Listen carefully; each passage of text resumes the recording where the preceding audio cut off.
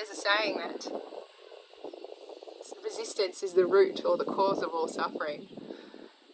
And if it's not the root or the cause of all suffering, it certainly amplifies it at the very least. So I'm going to relate this back to anxiety because of the sheer prevalence of the number of people in modern society that experience anxiety day to day. And whether that's on a more sort of surface level experience of anxiety or for the more chronic experiences of anxiety that sort of carry on for months and years at a time. So we might experience anxiety for any number of reasons. It really depends on the individual, their history, what they're doing day to day, how they live their life, their nutrition and so on. But a few broad reasons might be we've experienced childhood trauma, for example. Our nervous system adapted, our body-mind adapted in that time to keep us safe. And now we are triggered as an adult and anxiety presents. It might be if we are misaligned, our actions or our work or whatever we're doing day to day is misaligned with our core values, with our soul path, I call it. If our soul has a path, but we are sort of acting, doing other actions that are not aligned with the soul path, with our core values, we'll feel that level of resistance in the body. Or another one is quite typical of people that experience anxiety, myself included in the past.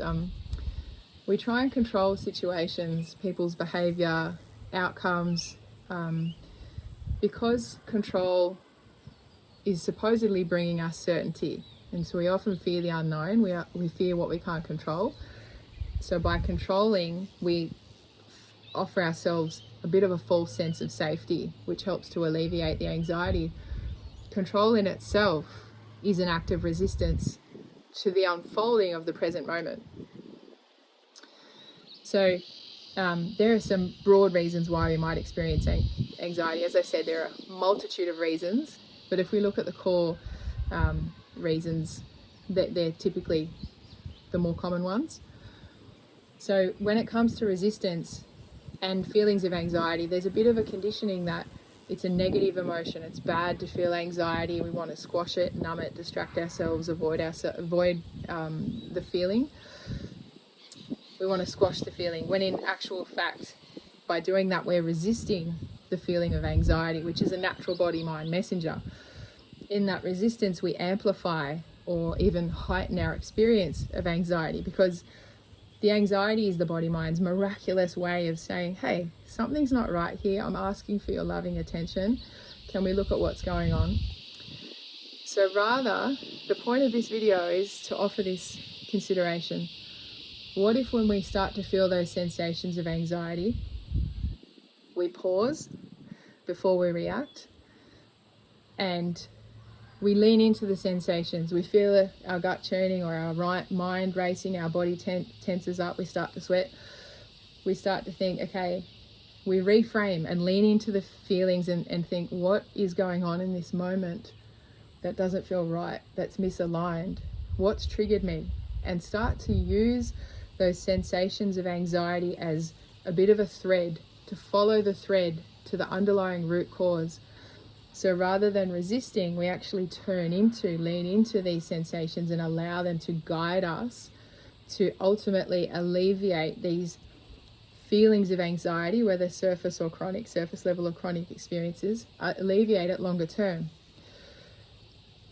It is a mindfulness practice, by all means, to pause before we react emotionally when we are in that natural state of anxiety. The activation, the nervous system's activated, takes practice.